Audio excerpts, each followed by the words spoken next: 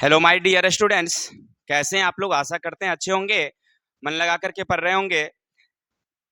आप हमारे थंबनेल को देख करके आए हैं तो बिल्कुल सही जगह पर आए हैं, क्योंकि आज हमारा क्लास 10th केमिस्ट्री का जो थर्ड लेसन है धातु और अधातु, क्या पढ़ने हम वाले हैं। क्लास 10th केमिस्ट्री के धातु और अधातु, इन सारे हर एक एक पॉइंट पर हम लोग चर्चा करेंगे। आप हमारे वीडियो को देखते रहेंगे। इसमें जितने भी सब्जेक्टिव ऑब्जेक्टिव क्वेश्चन आपके एग्जाम में पूछे जाते हैं, सारे क्वेश्चनों को हम लोग बारी बारी से व्याख्या करेंगे। चलते हैं हम लोग अपने पाठ्य पुस्तक की तरफ। हमारा पाठ्य पुस्तक क्या है समझते हैं।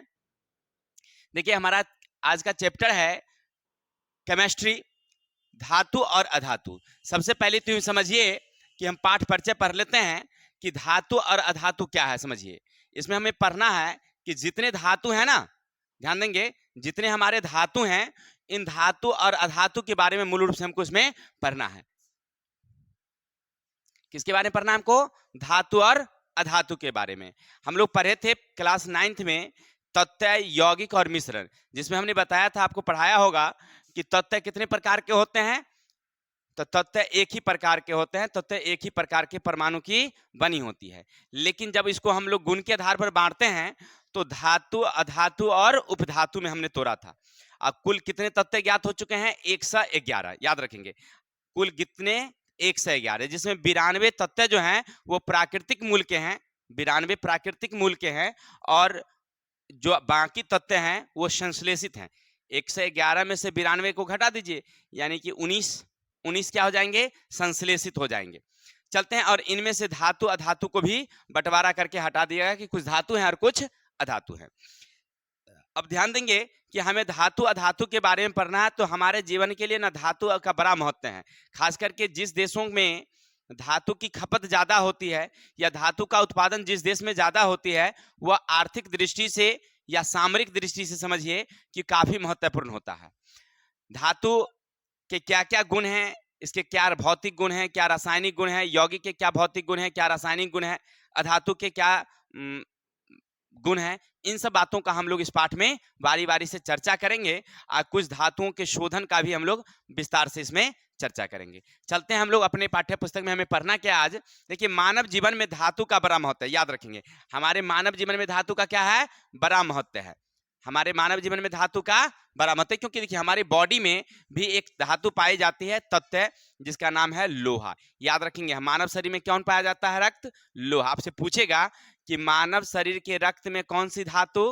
तो लोहा। ठीक है, जैसे आप सुनते होंगे आयरन। कभी कभी क्या होता है, पढ़े होंगे बायोलॉजी में, अगर आपके शरीर में बॉडी में खून की कमी हो गई हो, खून की कमी हो गई हो, तो डॉक्टर के यहाँ जाइएगा ना, तो वो आयरन टॉनिक देता है।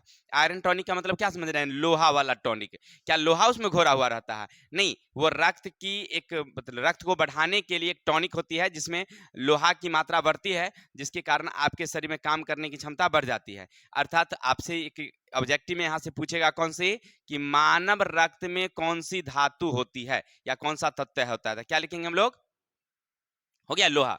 चलते हैं, मानव जीवन में धातु का बड़ा ही महत्व है, धातु का भी बड़ा महत्व है। अभी तक कितने हम लोग तत्व को खोज चुके हैं? 111 तत्व का खोज कर चुके हैं, उनमें धातु है और अधातु है। देखिए, प्रमुख धातुओं में कौन कौन है, याद रखेंगे, तो सोडियम है, मैग्नीशियम है, ये सब क्या हमारा धातु है। सोडियम और मैग्नीशियम क्या हमारा धातु है। और अधातु कौन है? कार्बन है, सल्फर है, आयोडीन है। कैसे पहचानेंगे कि कौन सा है, वो आगे हम लोग चर्चा करेंगे। फिलहाल समझिए। अब चलते हैं, हमारे जीवन में धातु का बड़ा महत्व है। खास करके जो देश, हमने अभी बताया कि जिस देश में धातु की खपत ज्यादा है, लोहा, तांबा, सोना, ये जो भी खपत ज्यादा है, तो वो देश आर्थिक दृष्टि से काफी संपन्न मानी जाती है। और जिस देशों में इसकी खपत कम होती है, तो वो आर्थिक दृष्टि से संपन्न नहीं होता है। इतना ही नहीं, जिस देश में उत्पादन इसका ज्यादा होता है, वो भी आर्थिक दृष्टि से काफी क्या होते हैं? महत्वपूर्ण होते हैं। खास करके इसमें एक धातु है जिसका नाम है सामरिक तत्व। याद रखेंगे, एक तत्व है जिसका क्या नाम है? सामरिक तत्व। सामरिक तत्व का मतलब होता है कि कुछ ऐसे धातु हैं जिसका हम लोग दैनिक जीवन में उपयोग करते हैं। जैसे रेल की पटरियां बनानी हो, रेलगाड़ियां बनानी हो, कार बस बनाना हो, सड़क बनवाना, पुल बनवाना, नहीं घर बनवाना, ऐसे काम के लिए हम लोग लोहा का उपयोग करते हैं, तांबा का उपयोग करते हैं, नहीं करते हैं, एल्यूमिनियम का उपयोग करते हैं। लेकिन कुछ ऐसे धातु हैं जिसका हम लोग ये इसमें उपयोग ना करके उसको सामरिक, यानी युद्ध सामग्री बनाने में, सैनिक सज्जा बनाने में, हेलीकॉप्टर, लड़ाकू विमान बनाने में इसका उपयोग करते हैं। रासायनिक मतलब उससे ऊर्जा प्राप्त करते हैं। तो ऐसे जो तत्व हैं इसको कहते हैं हम लोग सामरिक तत्व। ऐसे तत्व को क्या कहते हैं? सामरिक। जैसे यूरेनियम, यूरेनियम का उपयोग हम लोग किस में करते हैं? तो परमाणु ऊर्जा प्राप्त करने में, यूरेनियम का परमाणु बम बनाने में, नहीं तो ये युद्ध सामग्री के लिए हुआ। अब मान लीजिए जिस देश के पास यूरेनियम अगर ज्यादा है, समझिए सामरिक दृष्टि से काफी महत्वपूर्ण है। खासकर दुर्भाग्य की बात अगर करिए तो अपने भारत में यूरेनियम अच्छा किस्म का नहीं है। जानते हैं, आपको मालूम होगा, बताए होंगे या नहीं, सुनिए लीजिए। जब हमारे देश में परमाणु बम की खोज हुई, परमाणु बम बनने की बात हुई थी हमारे देश में बनाने की बात, तो पहली बार जब इंदिरा गांधी की सरकार थी, परमाणु बम बनाने के लिए जब भीड़ा गया तो परमाणु बम नहीं बन सका। उस समय फुसफुसा के रह गए, फू, बस बात खत्म हो गया, परमाणु बम नहीं बना। फिर बाद में जब हमारी अटल जी की सरकार थी, अटल वाजपेयी की सरकार, उस समय जो विश्व संगठन है, हमारे विश्व संगठन, उसने नियम लगा रखा था कि कोई भी देश जो है ना, वह परमाणु बम का संशोधन नहीं करेगा, नहीं बनाएगा। अब हमारे देश में परमाणु बम नहीं, अमेरिका के पास है, इंग्लैंड के पास, चीन के पास, सबके पास, हमारे पास नहीं था। नहीं तो अटल जी बहुत ही बुद्धिजीवी ज्ञानी आदमी थे, उन्होंने एक तकनीक अपनाया। पहले तो अमेरिका से परमाणु ये यूरेनियम मंगवाया, किसके लिए?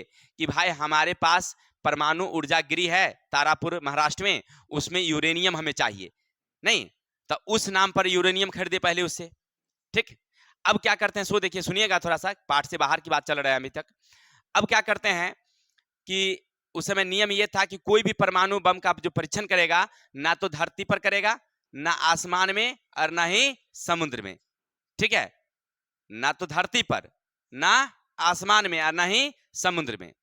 तो अटल जी दिमाग लगाए कि कहाँ किया जाए। तो वो क्या करते हैं, जो हमारी पोखरन है, यानी राजस्थान का जो बालू वाला थार मरुस्थल है, उस जगह में पोखरन नामक एक स्थान है।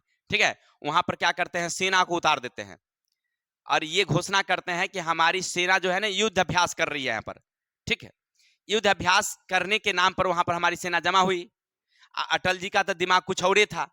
वो क्या करते हैं, सेना को वहां पर रखते हैं और उसी समय एक काफी गहरा कुआं खोदा जाता है, गड्ढा, और वो गड्ढा के अंदर अंदर में, ठीक है, वो हमारे वैज्ञानिक लोग चले जाते हैं और जाकर के वहां परमाणु का परीक्षण करते हैं, परमाणु बम का परीक्षण करते हैं। कौन उसमें थे? तो एपीजे अब्दुल कलाम जी थे। ठीक, अब एपीजे अब्दुल कलाम वहां जाते हैं, परीक्षण करते हैं, और जब परीक्षण होने वाला था तो सैनिक सबको वहां से हटा दिया जाता है। ठीक है, घोषणा कर दिया जाता है, हल्ला कर दिया जाता है कि अरे आंधी तूफान आने वाला है, सब सेना सब भागो भागो भागो। तो सब भाग जाता है सेना सब। इधर अमेरिका वाला हम पर नजर रखने के लिए कि युद्ध अभ्यास कर रहा है कि क्या कर रहा है, वो ड्रोन लगा दिया था, ड्रोन कैमरा जिसको कहते हैं, वो वहां से ही देख रहा था। लेकिन फिर भी उसके नजर से हम लोग बच गए, उसको पता नहीं चला। उसको लगा कि युद्धाभ्यास हो रहा है, जारी है, कुछ दिन में युद्धाभ्यास हुआ तो ड्रोन को काम करना बंद कर दिया, छोड़ दिया। तब तक जब उसका ड्रोन हट गया तब हम लोग परमाणु परीक्षण कर लिए। परमाणु परीक्षण हो गया, अमेरिका को मालूम हो गया, अरे ये तो हमको ठग लिया भारत वाला, रे ये अटल जी तो हमको चूना लगा दिया। पहला तो यूरेनियम खरीदा हमने किस नाम से, कि हमको महाराष्ट्र में जो तारापुर में जो परमाणु गृह है उसके लिए चाहिए यूरेनियम, यूरेनियम का बना लिया कौन सी? अटल जी पूछते हैं किससे? एपीजे अब्दुल कलाम से। अब्दुल कलाम जी अरे कितना देर में बना दीजिएगा बम? तो बस 10 दिन में परमाणु बम बन जाएगा फटाफट। नहीं, झटाझट जो है देखते देखते जो है 18-19 को परमाणु बम बना दिए। समझ रहे ना? यानी कहने का अर्थ है कि ये जो यूरेनियम है ना, वो सामरिक, परमाणु बम का महत्व तो सुनते होंगे ना। जब हमारे द्वितीय विश्व युद्ध चली थी 1945 में, हिरोशिमा पर एक परमाणु बम गिरी थी तो वह 10 किलोमीटर रेंज के लोगों को एकदम खत्म कर दिया।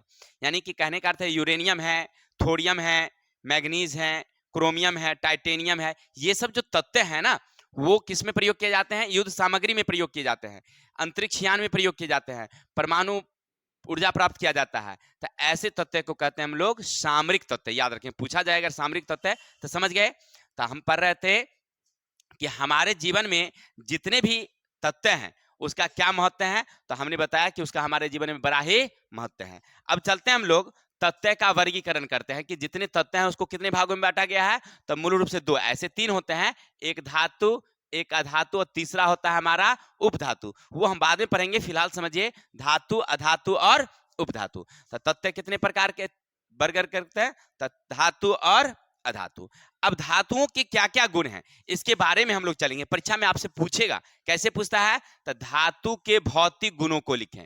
धातु के भौतिक गुण, तो आप लिखेंगे नंबर 1 धातु के भौतिक गुण में क्या लिखेंगे, नंबर 1 इलेक्ट्रॉनिक विन्यास। देखिए आप पहचानने का तरीका याद रखिएगा, जितने तत्व क्लास 9th में आपने पढ़ा होगा, तत्व का संकेत होता है और उसकी परमाणु संख्या। जैसे हाइड्रोजन है H, इसकी परमाणु संख्या 1, हीलियम इसकी परमाणु संख्या 2, लिथियम परमाणु संख्या 3, इसी तरह से कार्बन परमाणु संख्या 6, ऑक्सीजन परमाणु संख्या 8, सोडियम परमाणु संख्या 11। ऐसे पढ़े थे ना, याद होगा ना, हम लोग क्लास 9th में पढ़े थे। अब देखिए इसके अंतिम में 1 है, 2 है, 3 है, ऐसे याद रखेंगे मूल रूप से। जिसके तत्व के इलेक्ट्रॉनिक विन्यास लिखिए और उसके अंतिम कक्षा में 1 2 3 आ जाए इलेक्ट्रॉन, अंतिम कक्षा के इलेक्ट्रॉन कितने, 1 2 3, तो वो होते हैं धातु। वो कौन होते हैं, धातु। बाकी जो आ जाएंगे 4 5 6 7 तो क्या हो जाएंगे, अधातु हो जाएंगे। ठीक है, तो कोई भी तत्व के अगर धातु अधातु पहचानना होगा, धातु अधातु पहचानना होगा, तो क्या करेंगे, इलेक्ट्रॉनिक विन्यास ले लेंगे और उसके अंतिम कक्षा के इलेक्ट्रॉन को देखेंगे। कहाँ देखेंगे हम लोग, अंतिम कक्षा के इलेक्ट्रॉन। और अगर अंतिम में आ जाएगा कितना, 1 2 3, तो धातु, बाकी आ जाएगा तो अधातु। लेकिन यहां पर अपवाद में याद रखिएगा, एक हाइड्रोजन और एक हीलियम, हाइड्रोजन और हीलियम, इसके अंतिम कक्षा में 1 इलेक्ट्रॉन है और 2 इलेक्ट्रॉन है, ये धातु नहीं है। ठीक है, ये अपवाद में है, याद रखेंगे। चलिए तो कैसे समझते हैं, एक उदाहरण के तौर पर, जैसे मान लीजिए हमारे पास ऑक्सीजन है। अब ये धातु है कि अधातु बताइए। इसका परमाणु संख्या कितनी, 8। तब पहली कक्षा में कितने इलेक्ट्रॉन, 2, दूसरी कक्षा में कितनी, 6, और 6 आ जाएगा तो क्या होगा, धातु या अधातु, अधातु होगा। ठीक है, ये क्या होगा हमारा, अधातु। ठीक इसी तरह से देखिए सोडियम, परमाणु संख्या कितनी होती है, 11। इलेक्ट्रॉनिक विन्यास पर सजाइए, पहली कक्षा में 2, दूसरी में कितनी, 8, तीसरी में कितनी, 1। अगर 1 आ गया तो क्या होगा, धातु होगा। क्लियर, बस याद रखेंगे कि अगर 1 2 3 आ गया तो धातु और 4 5 6 7 आ गया तो अधातु। तब पहला तो इलेक्ट्रॉनिक विन्यास के आधार पर समझ गए कि धातु के क्या गुण रहेंगे, तो 1 2 3 अंतिम कक्षा में रहेगा। अपवाद में अगर कहेगा, कोई कह दे अगर, अरे बुआ तुमने कह दिया कि 1 2 3 वाला अगर धातु है, तो बताओ हाइड्रोजन की परमाणु संख्या 1 है तो वो धातु क्यों नहीं, हीलियम की परमाणु संख्या अंतिम कक्षा में 2 इलेक्ट्रॉन है तो वो धातु क्यों नहीं, तो कहना कि ये अपवाद है। ये क्या हमारा अपवाद है। चलते हैं आगे, दूसरा है विद्युत धनात्मक गुण। विद्युत धनात्मक गुण याद रखेंगे, जितने भी धातुएं होती है ना, विद्युत धनात्मक होती है। धातुएं क्या होती है, विद्युत धनात्मक होती है। क्यों, क्योंकि वो इलेक्ट्रॉन को आसानी से त्याग करते हैं, इलेक्ट्रॉन को आसानी से त्याग करते हैं। अब कहिएगा वो कैसे, चलते हैं इसको समझते हैं फिर से। जैसे मान लीजिए कि हमारे पास कोई धातु है, जैसे ले लेते हैं sodium 11, magnesium, sodium magnesium 12, aluminium 13, मान लीजिए, कोई दिक्कत, इस तरह से कोई तत्व है, हो गया। अब इसका हमने क्या किया, लिख लिया। अब इसको अगर इलेक्ट्रॉनिक विन्यास से सजाइए, तब पहली कक्षा में कितनी, 2, दूसरी में कितनी, 8, तीसरी में 1, दूसरी में कितनी, 2, पहली में 2, दूसरी में 8, दूसरी में, पहली में 2, दूसरी में 8, तीसरी में 3। क्लियर। अब कोई दूसरा तत्व लीजिए, जैसे क्लोरीन Cl17, पहली कक्षा में 2, दूसरी में 8, तीसरी में 7। इसी तरह से कोई भी लीजिए, आप ले लीजिए सिलिकॉन ना होता है 14, 2 8 4, हो गया। इसी तरह से कोई भी लीजिए, P फास्फोरस 15, 2 8 5। अब गौर करिए कि जिसके अंतिम कक्षा में ज्यादा इलेक्ट्रॉन है, हमने पढ़ा था क्लास 9th में, ये अपना किसी इलेक्ट्रॉन को वह देगा नहीं, ये अपने अंतिम कक्षा के इलेक्ट्रॉन को देगा नहीं। जिसमें कम है ना, वो उससे वो लेता है। देखिए अब यहां से ये 1 वाला ना इसको दे देगा, ये 7 यहां से यहां नहीं जाएगा, लेकिन 1 वाला इसमें आ जाएगा। नहीं, अब हम जानते हैं कि जितने इलेक्ट्रॉन उतने प्रोटॉन, इसमें भी जितने इलेक्ट्रॉन उतने प्रोटॉन। गौर करिए, इस बीच को हटा लीजिए फिलहाल के लिए। सोडियम में 11 इलेक्ट्रॉन 11 प्रोटॉन, क्लोरीन में 17 इलेक्ट्रॉन 17 प्रोटॉन, इसीलिए परमाणु विद्युतता क्या होती है, उदासीन होती है। हमने पढ़ा था कि परमाणु में इलेक्ट्रॉन प्रोटॉन की संख्या बराबर होती है, इसलिए परमाणु विद्युतता उदासीन होती है। अब इसमें 17 इलेक्ट्रॉन 17 प्रोटॉन, इसमें 11 इलेक्ट्रॉन 11 प्रोटॉन। अब ये अपना एक इलेक्ट्रॉन इसको दे दिया, तो इसमें इलेक्ट्रॉन की संख्या कितनी हो गई, 18। इलेक्ट्रॉन ऋण आवेशित होता है, इलेक्ट्रॉन ऋण आवेशित होता है, तो ई हो गया ऋणायन, ई क्या हो गया हमारा ऋणायन। ई इलेक्ट्रॉन इसको दिया है, तो इलेक्ट्रॉन हो गया 10 गो, प्रोटॉन हो गया कितना 11 गो, यानी धन हो गया 11 गो और ऋण हो गया 10। तो अब समझिए कि ये 11 हो गया तो ये हो गया धनायन। आप समझ रहे हैं बात को। तो इलेक्ट्रॉन त्यागता है, जो धातु है इलेक्ट्रॉन अधातु को देता है। देखिए अंतिम में 7 है तो धातु, और 1 है तो धातु, तो धातु अपना इलेक्ट्रॉन अधातु को देता है, इसीलिए धनायन बनाते हैं और ये ऋणायन बनाते हैं। क्लियर। तो आप समझ गए ना दूसरा गुण विद्युत धनात्मक क्या है, क्योंकि धातु ना अपना इलेक्ट्रॉन क्या करता है, अपना इलेक्ट्रॉन किसी को देता है, इसीलिए विद्युत धनात्मक गुण प्रदर्शित करता है। तीसरा हमारा है आघात वर्धनीयता।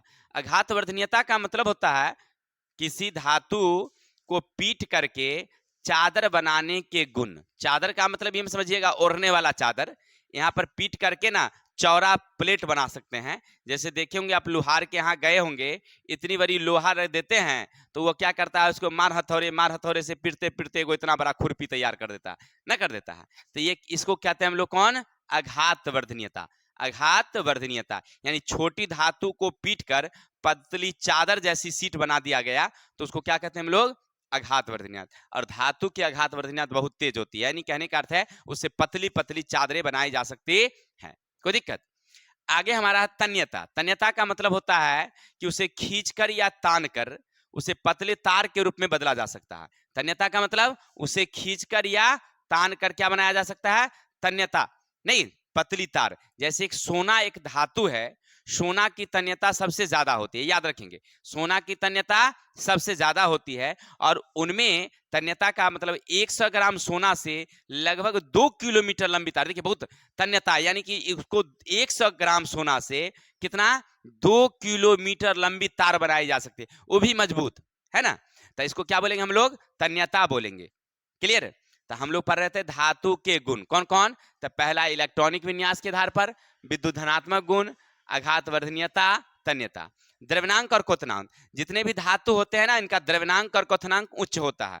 द्रव्यनांक और क्वथनांक समझ रहे हैं, मालूम है कि जब कोई पदार्थ जिस ताप पर गलना शुरू करता है उसको द्रव्यनांक कहते हैं, और उबलना शुरू करता है उसको क्वथनांक कहते हैं। क्लास 9th में हम लोग पढ़े होंगे नहीं।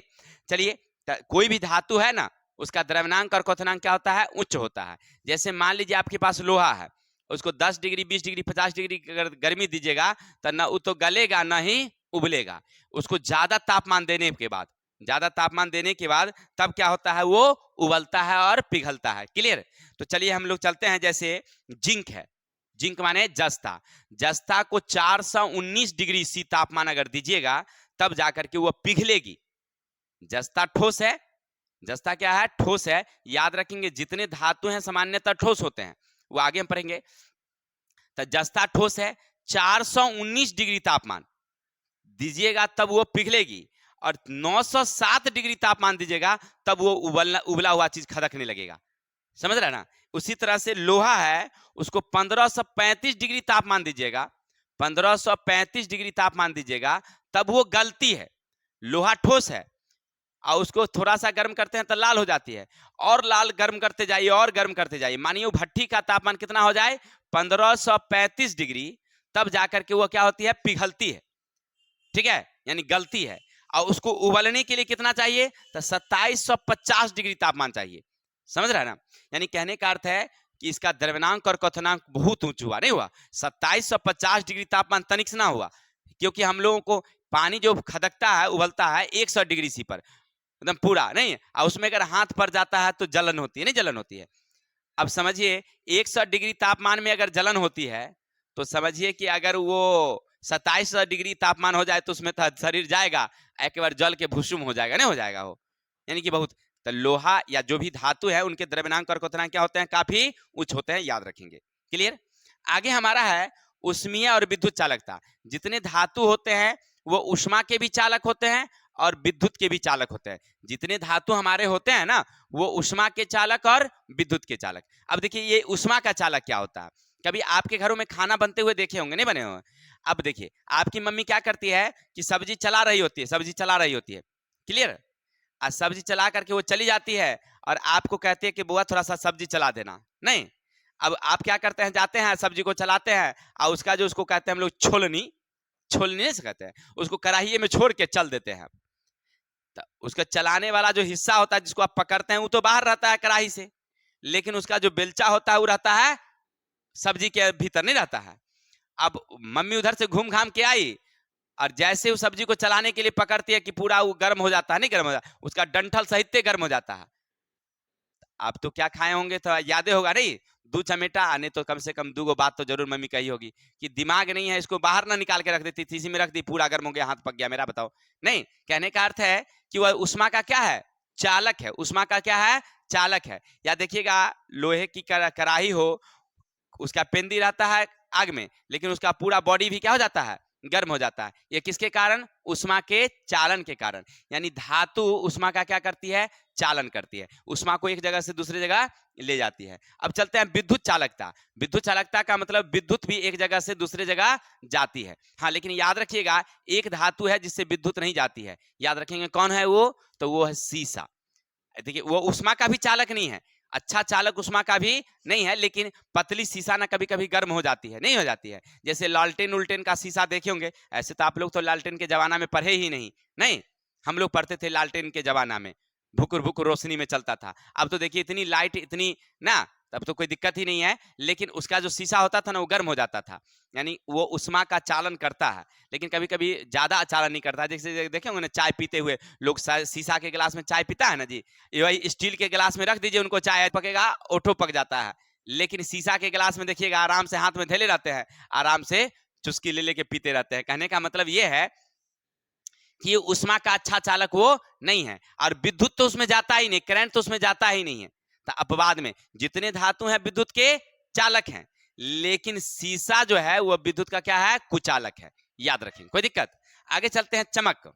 चमक, जितनी धातु होती है याद रखेंगे सब में अच्छी चमक होती है, लेकिन याद रखिएगा अपवाद में ग्रेफाइट और आयोडीन, ग्रेफाइट और आयोडीन में भी चमक होती है, लेकिन वह धातु नहीं, क्या है, अधातु। याद रखेंगे अब बाद में यहाँ पर ग्रेफाइट, ग्रेफाइट और आयोडीन। कभी कभी पूछता है कि ए भाई बताइए ग्रेफाइट में धातु वाली चमक है, तो क्या उसको धातु में रख दें, तो कहिएगा नहीं। क्यों नहीं रखेंगे, क्योंकि चमक तो धातु वाला है, बाकी गुण धातु वाला उसमें नहीं है, क्लियर। तो हम लोग पढ़ रहे थे चमक की बात। अब चलते हैं कठोरता। जितने धातु होते हैं ना वो कठोर होते हैं, यानी कि जितने धातु समझिए एक तरह से ठोस होते हैं, लेकिन एक धातु है मरकरी, याद रखेंगे कौन, मरकरी, अपवाद में वो द्रव होता है। बाकी जितने धातु ठोस, जितने धातु ठोस, लेकिन एक धातु द्रव, ठीक है ना, और वो कठोर होते हैं। आगे ध्वनि। ध्वनि का मतलब होता है आवाज। ध्वनि का मतलब जितने धातु है ना उसको जैसे पीटिएगा तो टन टन की आवाज आएगी, क्लियर।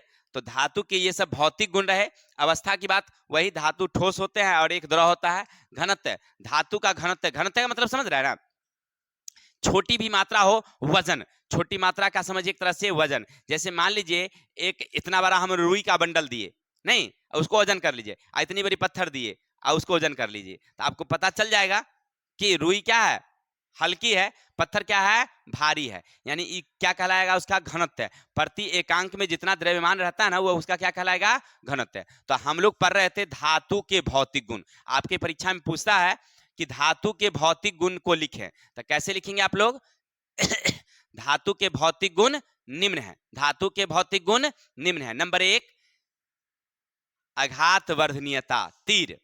धातु आघात वर्धनीय होते हैं, उसे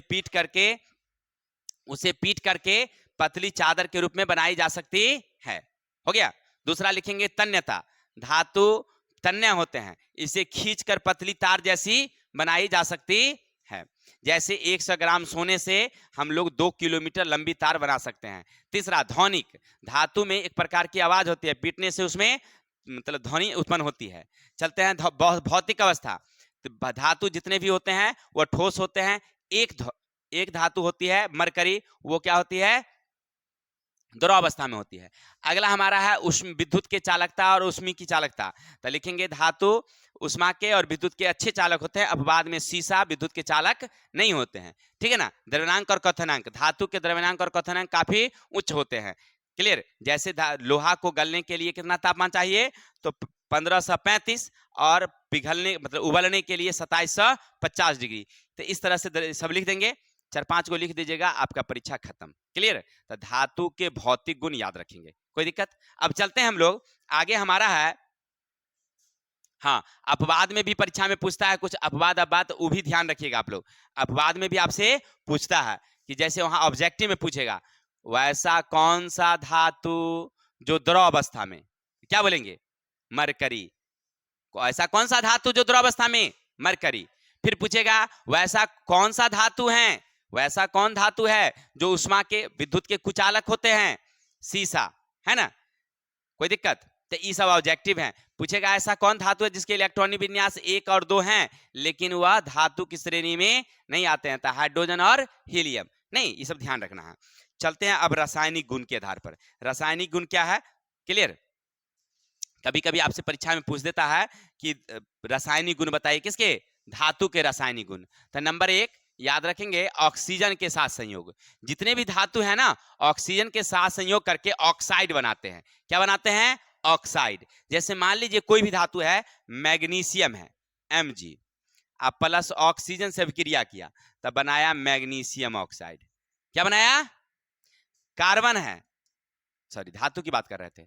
जैसे सोडियम है, ऑक्सीजन से अभिक्रिया किया तो क्या बनाएगा, सोडियम ऑक्साइड, सोडियम ऑक्साइड। इसी तरह से अन्य भी कोई भी धातु है, धातु अगर ऑक्सीजन से अभिक्रिया करेगा तो क्या बनाएगा, ऑक्साइड। कोई भी धातु ऑक्सीजन से अभिक्रिया करके क्या बनाएगा, ऑक्साइड। कोई दिक्कत। चलिए, तो पहला तो रासायनिक गुण कि ऑक्सीजन के साथ अभिक्रिया, कोई भी धातु ऑक्सीजन से अभिक्रिया करके क्या बनाती है, ऑक्साइड बनाती है। यहां तक कोई दिक्कत। अब देखिए इसी में एक और आता है, आपसे परीक्षा में पूछता है कि द्विधर्मी ऑक्साइड क्या है। देखिए कुछ ऐसे ऑक्साइड आपको मिलेंगे वहां पर जिसमें अम्लीय गुण और क्षारीय दोनों गुण पाए जाते हैं। नाम से ही पता चल रहा है द्विधर्मी है, माने दो धर्म के। दो धर्म का मतलब दो गुण वाला, कभी अम्लीय गुण प्रदर्शित करता है और कभी भास्मिक गुण प्रदर्शित करता है। तो ऐसे ऑक्साइड को क्या कहते हैं हम लोग, द्विधर्मी ऑक्साइड। आपसे परीक्षा में पूछेगा कि द्विधर्मी ऑक्साइड क्या कहते हैं, तो लिखेंगे वैसे ऑक्साइड जिसमें अम्ल के और भस्म के दोनों के गुण पाए जाते हैं, इसे द्विधर्मी ऑक्साइड कहते हैं। जैसे जिंक क्लोराइड, जिंक क्लोराइड क्या है, द्विधर्मी ऑक्साइड है। उसी तरह से देखिए सोडियम जिंकेट, सोडियम जिंकेट ये भी क्या हमारा द्विधर्मी ऑक्साइड है। कोई दिक्कत। तो आपने क्या समझा, पहला रासायनिक गुण ऑक्सीजन के साथ अभिक्रिया, और फिर आपने समझा कि द्विधर्मी ऑक्साइड माने वैसे ऑक्साइड जिसमें अम्ल और भस्म दोनों के गुण पाए जाते हैं। अब चलते हैं जल के साथ अभिक्रिया। जितने भी धातु हैं ना, जितने भी धातु हैं वह जल से क्या करते हैं, अभिक्रिया करते हैं। और हम लोग पीछे पढ़े थे याद है ना, आर्हेनियस सिद्धांत में, कि जल से अभिक्रिया करके क्या उत्पन्न करती है, हाइड्रोजन गैस। क्या उत्पन्न करती है, हाइड्रोजन गैस। जैसे मान लीजिए कि हमारे पास एक धातु है सोडियम, क्या है, सोडियम। क्लियर। इसको हम ले जाते हैं कहां, जल में। कहां ले जाएंगे, जल में। तो 2H2O। अब अभिक्रिया करेगी तो बनाएगी सोडियम हाइड्रोक्साइड, यानी 2NaOH। अब प्लस में क्या निकालेगी, H2, हाइड्रोजन गैस। क्लियर। यानी हम पीछे भी पढ़े थे आर्हेनियस के सिद्धांत कि जितने भी धातु हैं वह जल से अभिक्रिया करके क्या बनाती है, हाइड्रोजन गैस उत्पन्न करते हैं। तो आप समझ रहे हैं कि जल के साथ अभिक्रिया करके कोई भी धातु क्या उत्पन्न करती है, हाइड्रोजन गैस। Any problem. हाँ, ध्यान रखेंगे ठंडे जल के साथ अभिक्रिया और गर्म जल के साथ कभी कभी अभिक्रिया करती है। तो याद रखेंगे ठंडे जल की अभिक्रिया धीरे धीरे होती है और गर्म जल से अभिक्रिया जल्दी जल्दी होती है। कोई दिक्कत। आगे चलेंगे, तीसरा हमारा है अम्लों के साथ अभिक्रिया। किसके साथ, अम्लों के साथ। जितने भी हमारे धातु हैं वह अम्ल के साथ अभिक्रिया करते हैं तो बनाते हैं क्लोराइड। क्या बनाते हैं, क्लोराइड या सल्फाइड, और साथ में हाइड्रोजन गैस उत्पन्न करते हैं। जैसे मान लीजिए हमारे पास एक धातु है सोडियम, हमारे पास एक धातु है सोडियम, और ये बना लिया 2HCl, किसे, हाइड्रोक्लोरिक अम्ल से विक्रिया किया बनेगी क्या, तो सोडियम क्लोराइड। क्या बनाएगी वो, सोडियम क्लोराइड।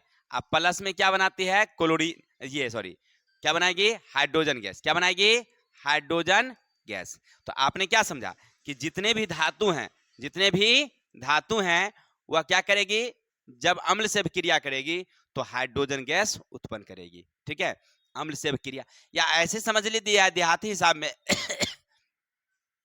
कि मान लीजिए आपके पास कोई अम्ल हो और धातु रखिएगा तो उसमें जंग लग जाती है, नहीं लग जाती है क्या। जैसे मान लीजिए हमारे कोमल की मम्मी ना इस बार आम कटवाई बहुत सारा, नहीं, और रात में काट कर इसको बोली कि जाओ प्लास्टिक वाला डोल में ना रख देना, पानी थोड़ा सा भर देना उसमें, ताकि रात भर में वो आम का जो है वो क्या हो जाए, पूरी की गंदगी उनकी साफ हो जाए। नहीं, ये गई और टीन वाला डोल में रख के आम उसको पानी उन्हें रख दी। सुबह इसकी मम्मी उठी या गई देखने के लिए तो टीन वाला डोल में रख लेती, इधर सुतले में 2-4 चमेटा लगाई, क्यों कि तुमको कहे प्लास्टिक वाला में रख दी, टीन वाला में देखो अभी इसमें जंग लग गया, नहीं लग गया जब आम के अचार मतलब कटा हुआ आम को बाहर निकाली, पानी को हटाई, तो देखिए जितना तक पानी था उतना तक क्या हो गया था, काला हो गया था। अब वो टूटने वाला हो गया, समझिए अब कुछ दिन में वो धीरे धीरे क्या हो जाएगा। यानी कहने का अर्थ है कि अम्ल से कोई भी धातु अभिक्रिया करती है तो उसमें जंग लग जाती है, नहीं, संक्षारित होने लगती है। समझ गए बात को, यानी कि क्लोराइड बनाती है, साथ में क्या उत्पन्न करती है, हाइड्रोजन गैस। वो तो हम लोग देहात के हिसाब से पढ़ रहे थे, लेकिन हमें यहाँ रासायनिक विधि पढ़ना है, तो याद रखेंगे कोई भी धातु अगर अभिक्रिया करेगी किससे, अम्ल से, तो क्या बनाएगी, हाइड्रोजन गैस। दूसरा लीजिए, जैसे मान लीजिए आपके पास जिंक है, क्या है, जिंक यानी जस्ता, और H2SO4, ये क्या हमारा सल्फ्यूरिक अम्ल है। क्या हमारा सल्फ्यूरिक अम्ल, अम्ल से अभिक्रिया हमने करवाया, अब इसको हम अभिक्रिया कराएंगे तो हमें क्या प्राप्त होगा, बताइए, जिंक सल्फेट। क्या प्राप्त होगा, जिंक सल्फेट। साथ ही साथ क्या बनेगा, हाइड्रोजन गैस। यानी आपने क्या समझा कि जल से अभिक्रिया करेगी तो भी हाइड्रोजन गैस, अम्ल से अभिक्रिया करेगी तो भी हाइड्रोजन गैस। क्लियर। इसी तरह से धातुओं के अन्य धातु के विलयन के साथ भी अभिक्रिया होती है, यानी कि हमारी जो जितने धातु हैं वह अन्य प्रकार के विलयनों से भी अभिक्रिया करती है। जैसे हमारा लोहा जो है वह कॉपर सल्फेट के विलयन से अभिक्रिया करे, या अन्य प्रकार के विलयनों से, जैसे जस्ता हमारी कॉपर सल्फेट की Zn+Cu SO4। देखिए ये भी एक धातु है, और कॉपर भी एक प्रकार का क्या है, धातु है। ये धातु का विलयन हुआ, तो धातु और धातु के विलयन से अभिक्रिया करेगी तो बनाएगी क्या, जिंक सल्फेट, प्लस कॉपर को क्या करेगी, विस्थापित कर देगी। तो आपने क्या समझा कि धातु और अन्य धातुओं के विलयन के साथ अभिक्रिया करती है तो उसमें जो उपस्थित धातु होते हैं उसको वह क्या कर देती है, विस्थापित कर देती है। तो अभी तक हम पढ़ रहे थे, क्या पढ़ रहे थे, धातुओं के भौतिक गुण और रासायनिक गुण। परीक्षा में आपसे पूछता है धातु के भौतिक गुण के बारे में लिखिए और रासायनिक गुणों के बारे में लिखिए। तो आशा करते हैं इतना तक समझ गए होंगे। अब चलते हैं हम लोग अधातुओं के बारे में, देखते हैं कि अधातु के क्या क्या गुण हैं। याद रखेंगे अधातु के गुण चलिए तब पहले हम लोग भौतिक गुण पढ़ते हैं, फिर आगे चलेंगे हम लोग रासायनिक गुणों के बारे में। देखिए भौतिक के अधातु गुण क्या है, याद रखेंगे भौतिक अवस्था। जितने भी अधातु हैं, याद रखेंगे जितने अधातु हैं वह मूल रूप से एक है द्रव। धातु में एक द्रव कौन, मरकरी, लेकिन अधातु में एक द्रव याद रखिएगा ब्रोमीन। VBI ऑब्जेक्टिव है, उसमें भी मरकरी VBI, इसमें ब्रोमीन VBI। आपसे पूछेगा वैसा कौन सा अधातु है, वैसा कौन सा अधातु है जो द्रव अवस्था में पाई जाती है, तो क्या लिखेंगे आप लोग, ब्रोमीन। क्या लिखेंगे, ब्रोमीन। बाकी याद रखेंगे, बाकी इसको छोड़ करके जितने भी अधातु हो जाते हैं वो क्या है, या तो ठोस है या गैस है, या तो ठोस है या गैस है। कार्बन, सल्फर, फास्फोरस, आयोडीन, ये सब क्या है, हमारे ठोस हैं। उसी तरह से हाइड्रोजन, ऑक्सीजन, नाइट्रोजन, क्लोरीन, ये सब क्या हमारे गैस है। क्लियर। कुछ ठोस है और कुछ गैस है, लेकिन पूछता क्या आपसे, इन्हें पूछेगा कौन ठोस है कौन द्रव है, पूछता है आपसे एगो द्रव वाला खाली। कौन ठोस कौन गैस ये नहीं पूछेगा, पूछेगा कौन, द्रव वाला। तब धातु में याद रखेंगे मरकरी, अधातु में याद रखेंगे ब्रोमीन। कौन? ब्रोमीन। ठीक है। दूसरा हमारा है भंगुरता। दूसरा हमारा क्या है? भंगुरता। भंगुरता का क्या मतलब हुआ कि उसको टूटने फूटने का, यानी कि धातु को जब पीटते हैं तो उसमें चमक, आवाज चौड़ा हो जाती है, नहीं हो जाती है, तन जाती है। लेकिन अधातु को पीटिएगा ना कि वो क्या हो जाती है? चूर चूर हो जाती है, भंगुर होती है, चूर चूर हो जाती है। क्लियर? यानी कि अधातु क्या होते हैं? भंगुर। अधातु क्या होते हैं? याद रखेंगे, भंगुर होते हैं। अगला है अधातु की चमक। अधातु में अच्छी चमक नहीं होती, धातु में एक चमक होती है, लेकिन अधातु में याद रखिएगा चमक अच्छी नहीं होती है। अधातु में चमक नहीं होती है, याद रखेंगे। माने उसका रंग समझिए एक तरह से धूसर होता है, काला होता है। कोई दिक्कत? आगे उष्मा विद्युत के चालकता। जितने भी अधातु है ना, वह न उष्मा के चालक होते हैं न ही विद्युत के चालक होते हैं। लेकिन एक अपवाद में याद रखिएगा, ग्रेफाइट। ग्रेफाइट अधातु है। ग्रेफाइट क्या है? अधातु है, लेकिन विद्युत के अच्छे चालक हैं। ग्रेफाइट अधातु है लेकिन विद्युत के, देखिए आपके पास पेंसिल होगा ना, पेंसिल, वो जो हम लोग कॉपी पर लिखते हैं, कॉपी वाला काला अथी वाला जो होता है, कठरा लगल जो रहता है, उसके अंदर में जो उगता है वो ग्रेफाइट है। कॉपी पर जो उगता है ना वो क्या है? ग्रेफाइट है। अगर मान लीजिए आप क्या करेंगे, अगर चेक करना है तो एक बैटरी लगाइए यहाँ, अब बैटरी से एक तार खींचिए, क्लियर, और यहाँ बल्ब लगा दीजिए। अब ये बीच में ना ये क्या करेंगे, एक पेंसिल को छिप करके दोनों तरफ से पेंसिल को क्या कर दीजिए? छेप दीजिए, और तार यहाँ जोड़ दीजिए, यहाँ से यहाँ जोड़ दीजिए, देखिएगा कि बल्ब जल जाएगी। यहाँ से बल्ब क्या हो जाएगी? जल गई। ये किसके कारण? ग्रेफाइट के कारण। ये ग्रेफाइट विद्युत का क्या होता है? चालक। ठीक है। तो सब अधातु, सभी अधातु क्या होंगे? कुचालक। सभी अधातु, लेकिन एक अधातु कौन? ग्रेफाइट विद्युत के चालक। द्रव्यनांक और कथनांक। जितने भी अधातु हैं उनके द्रव्यनांक और कथनांक निम्न होते हैं। देखिए धातु के उच्च, अधातु के निम्न। कठोरता। जितने भी अधातु हैं अच्छे कठोर नहीं होते हैं, माने कमजोर होते हैं। लेकिन हाँ याद रखिएगा एक अपवाद में, हीरा। हीरा अधातु का ही है, माने कार्बन के ही अपरूप है हीरा, और दुनिया का कठोरतम पदार्थों में एक है, माने वो कठोर है। सब धातु कठोर, अधातु भंगुर, लेकिन कठोरता में कौन? हीरा काफी कठोर। कोई दिक्कत? घनत्व।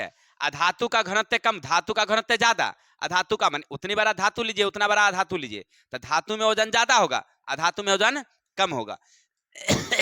ध्वनि। धातु में ध्वनि कम होती है, उसको पीटने पर आपको आवाज नहीं देगी।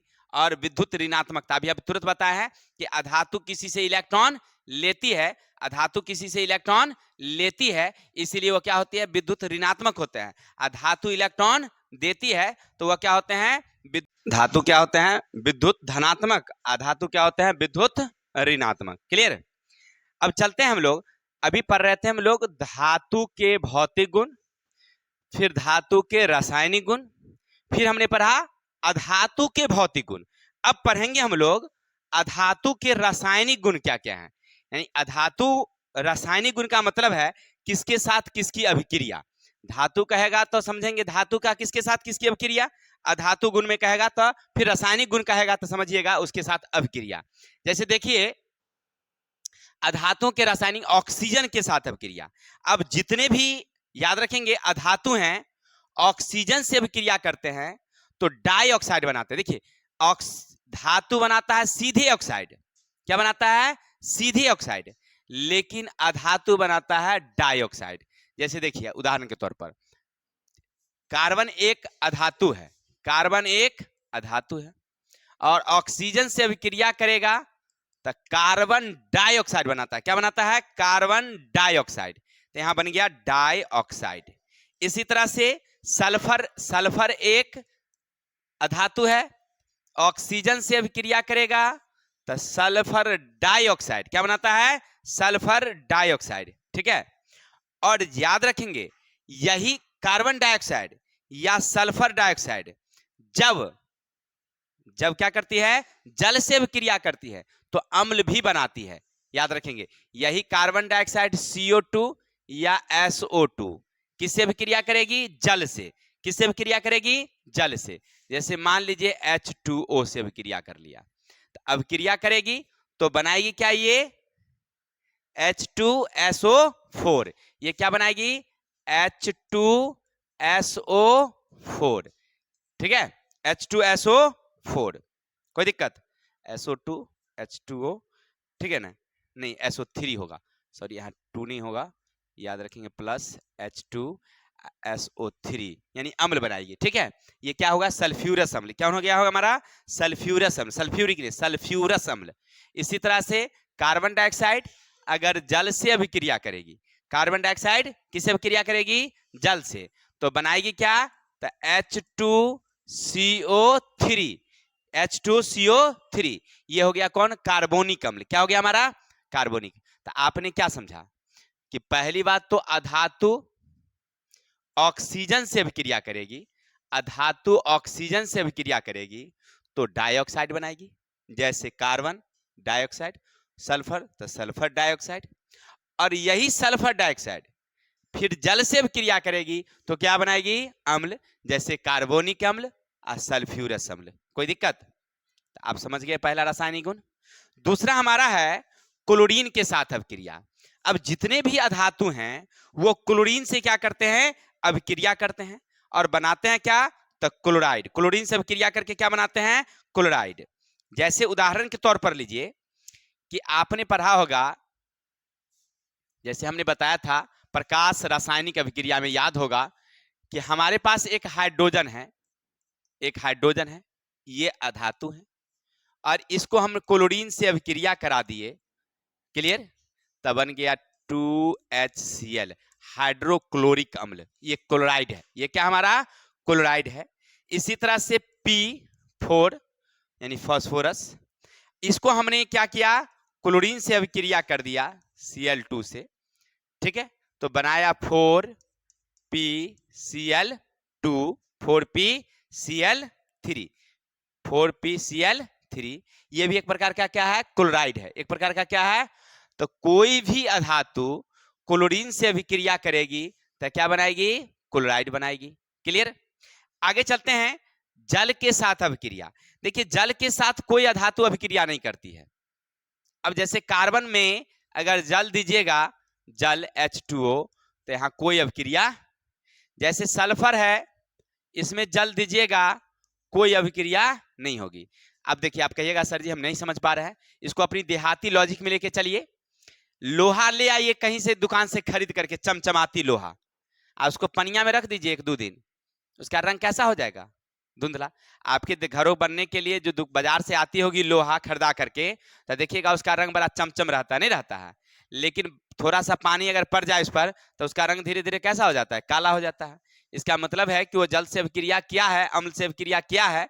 लेकिन प्लास्टिक एक अधातु समझिए, प्लास्टिक क्या है हमारा एक प्रकार का अधातु, और उसको पनिया में छोड़ दीजिए, क्या उसका रंग काला हो जाएगा, क्या धुंधला हो जाएगा, क्या नहीं होगा। यानी कोई भी अधातु ना, कोई भी अधातु जल से अभिक्रिया नहीं करती है, क्लियर। आगे चलेंगे अम्लों के साथ अभिक्रिया। अब अधातु जो है ना वह अम्ल के साथ अभिक्रिया सामान्यतः नहीं करती है, सामान्यतः नहीं करती है, लेकिन कुछ कुछ अधातु कर लेती है कभी कभी। अब कहिएगा नहीं करती है तो कैसे, तो देखिए अभी अभी हमने बताया था ना कि कोमल की मम्मी इसको आम को टुकड़ा, यानी वो अम्लीय पदार्थ है, वो आम का टुकड़ा क्या था अम्लीय, उसमें कौन सा अम्ल पाया जाता है हमने पढ़ा था, याद है ना। आम में कौन सा आम रहता है, खट्टा आम में सिट्रिक अम्ल रहता है, नहीं गलती हो गया, खट्टे आम में रहते हैं कौन सा अम्ल रहता है, थोड़ा सा देख लेते हैं, हमको ध्यान में नहीं है तो उसको देख लिया जाए। खट्टा आम इसमें नहीं है ना रे, इसमें नहीं है, खट्टा आम है ही नहीं इसमें। चलिए तो उसमें कोई भी है अम्ल रहता है, नहीं रहता है। अब चलिए अम्ल है, उसको अगर हम प्लास्टिक के बर्तन में रख देते तो शायद उसमें कोई जंग नहीं लगता। यानी कि कहने का अर्थ है कि जो हमारे अधातु हैं वो अम्लों के साथ कोई अभिक्रिया नहीं करती है। अब चलते हैं हाइड्रोजन के साथ अभिक्रिया। हाइड्रोजन के साथ अभिक्रिया यानी कोई भी अधातु हाइड्रोजन से अभिक्रिया करके क्या बनाती है, तो हाइड्राइड, क्या बनाती है हाइड्राइड बनाती है। जैसे देखिए H2 यानी हाइड्रोजन है, इसको हमने किससे अभिक्रिया करा दिया, सल्फर से, ठीक है ना, तो क्या बनाएगा तो हाइड्रोजन सल्फाइड क्या बनाएगा? Hydrogen sulphide. ये एक प्रकार का क्या है? हाइड्राइड है। एक प्रकार का क्या है? हाइड्राइड। इसी तरह से N2 यानी कि नाइट्रोजन, N2 नाइट्रोजन, और इसको हमने हाइड्रोजन गैस से क्या कर दिया? अभिक्रिया कर दिया। तो अभिक्रिया करने के बाद बनाएगा 2NH3 अमोनियम। क्या बनाएगा? ये अमोनियम का सूत्र है, याद रखिएगा, अमोनियम। ऐसे आप किताब से याद कर लेंगे, इतना बोर्ड पर लिखना संभव नहीं है। तो अमोनियम है ना। तो ये एक प्रकार का क्या है? हाइड्राइड है। यानी कोई भी अधातु हाइड्रोजन से अभिक्रिया करेगी तो क्या बनाएगी? हाइड्राइड। अब चलते हैं ऑक्सीकारक गुण। जितने भी अधातु होते हैं ना, उनमें ऑक्सीकारक गुण पाए जाते हैं। क्या पाए जाते हैं? ऑक्सीकारक गुण पाए जाते हैं। कोई दिक्कत? तो हम लोग पढ़ रहे थे धातु और अधातु में भौतिक और रासायनिक गुण। क्लियर? अब कभी कभी परीक्षा में पूछता है आपसे कि धातु अधातु में अंतर बताइए। किसके आधार पर? तो भौतिक गुणों के आधार पर। याद रखेंगे, धातु अधातु में क्या पूछेगा आपसे? अंतर किसके आधार पर? भौतिक गुणों के आधार पर। तो तुम परीक्षा में क्या करना, पन्ना को डिवाइडिंग कर लेना, दो भाग पन्ना को कर लेना है, ना कि फाड़ के। ठीक है? एक तरफ लिखना धातु और एक तरफ लिखना अधातु। धातु अधातु में निम्न अंतर है। एक तरफ क्या लिखना? धातु, और एक तरफ क्या लिखना? अधातु। धातु के भौतिक गुण के आधार पर चलते हैं। नंबर 1, धातु आघात वर्धनीय होते हैं, अधातु आघात वर्धनीय नहीं होते हैं, यानी भंगुर होते हैं। धातु में चमक होती है, अधातु में चमक। धातु विद्युत के सुचालक होते हैं, अधातु विद्युत के कुचालक होते हैं। धातु उष्मा के चालक होते हैं, अधातु उष्मा के चालक नहीं होते। देखिए इधर में हाँ हाँ है, इधर में नहीं नहीं है। बात खत्म। क्लियर? धातु के द्रव्यनांक क्वथनांक उच्च होते हैं, अधातु के द्रव्यनांक क्वथनांक निम्न होते हैं। अभी आपने जो जो गुण देखा उसी गुण को वहां पर लिखना है। क्लियर? तो फिर से पढ़ेंगे हम लोग।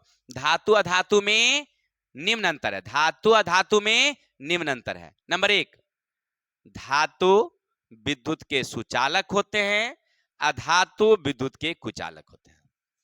धातु आघात वर्धनीय और तन्य होते हैं, अधातु भंगुर होते हैं, कमजोर होते हैं। धातु में नंबर 3, धातु में चमक होती है, अधातु में चमक नहीं होती है। नंबर 4, धातु को पीटने पर आवाज होती है, अधातु को पीटने पर आवाज नहीं होती है, ध्वनि नहीं उत्पन्न होती है। नंबर 5, धातु के द्रव्यनांक और क्वथनांक उच्च होते हैं, अधातु के द्रव्यनांक क्वथनांक निम्न होते हैं। नंबर 6, धातु विद्युतता धनात्मक होती है, अधातु विद्युतता ऋणात्मक होती है। क्लियर? तो इस तरह से 5, 7, 10 जो भी है आप लिख देंगे, आपका क्लियर। तो दोनों का गुण याद रखना होगा, भौतिक गुण। अब चलिए रासायनिक गुण। रासायनिक गुणों के आधार पर अंतर। आपसे पूछेगा कि धातु अधातु में रासायनिक गुणों के आधार पर अंतर बताइए। तो नंबर 1 रासायनिक गुण के आधार पर कहेगा तो क्या करेंगे? नंबर 1 पन्ना का डिवाइडिंग कर लीजिए और लिखिएगा वहां पर क्या? धातु अधातु में रासायनिक गुण पर निम्न अंतर है। नंबर 1, धातु क्या होते हैं? धनात्मक, अधातु क्या होते हैं? ऋणात्मक। धातु क्या? धनात्मक, अधातु ऋणात्मक। कोई दिक्कत? धातु अम्ल से अभिक्रिया करते हैं, अधातु सामान्यतः अम्ल से अभिक्रिया नहीं करते हैं। धातु जल से अभिक्रिया करते हैं, अधातु जल से अभिक्रिया। देखिए ये 3 गो तो मुख्य पॉइंट है, आप याद ही रखेंगे। पहला कौन? धातु धनात्मक, अधातु ऋणात्मक। धातु अम्ल से अभिक्रिया करती है, धातु जल से अभिक्रिया करती है, अधातु जल से अभिक्रिया। देखिए धातु के जो ऑक्साइड होते हैं, धातु के जो ऑक्साइड होते हैं वो भास्मिक होते हैं, अधातु के ऑक्साइड जो होते हैं वो अम्लीय होते हैं। जैसे हमने पीछे पढ़ा था, कार्बन डाइऑक्साइड का जलीय विलयन अम्लीय होगा या भास्मिक? तो अम्लीय। क्या होगा? अम्लीय, हमने बताया था, याद है ना?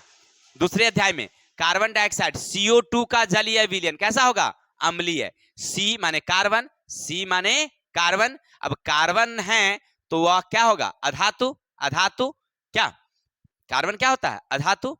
इसका जलीय विलयन कैसा होगा? अम्लीय। यानी धातु के अम्लीय विलयन कैसे? भास्मिक। धातु के अम्लीय विलयन कैसे? भास्मिक। अधातु के जलीय विलयन कैसे? अम्लीय। तो ये सब अंतर समझ गए? हाँ, एक और, धातु अवकारक होते हैं, अधातु क्या होते हैं? ऑक्सीकारक होते हैं। तो ये 5-6 अंतर हैं, आप याद रखेंगे। फिर से ध्यान देंगे। क्या ध्यान देंगे? धातु और अधातु में रासायनिक गुणों पर अंतर। क्या लिखेंगे? धातु अधातु में रासायनिक गुणों में अंतर। नंबर 1, धातु विद्युतता धनात्मक, अधातु विद्युतता ऋणात्मक होते हैं। नंबर 2, धातु के ऑक्साइड भास्मिक होते हैं, अधातु के ऑक्साइड अम्लीय होते हैं। नंबर 3, धातु जल से अभिक्रिया करती है, अधातु जल से अभिक्रिया नहीं करती है। धातु अम्ल से अभिक्रिया करती है, अधातु अम्ल से सामान्यतः अभिक्रिया नहीं करती है। धातु अवकारक होते हैं, धातु अवकारक होते हैं, और अधातु ऑक्सीकारक होते हैं। यहां तक किसी को दिक्कत? तो इतना 5 गो अंतर लिख दीजिएगा तो आपका 4 नंबर क्लियर हो जाएंगे। तो हम लोग पढ़ रहे थे अभी तक धातु अधातु के भौतिक रासायनिक गुण, उसके अंतर के बारे में हम लोग पढ़ रहे थे। तो आज के लिए हम लोग इतने ही रखेंगे, नहीं बाकी देखेंगे हम लोग नेक्स्ट डे। अगर आप हमारे वीडियो को देख रहे हैं, आपको अगर कुछ समझ में आया होगा तो समझ ही रहे हैं। तब तक मिलते हैं अगले वीडियो में। जय हिंद, जय भारत।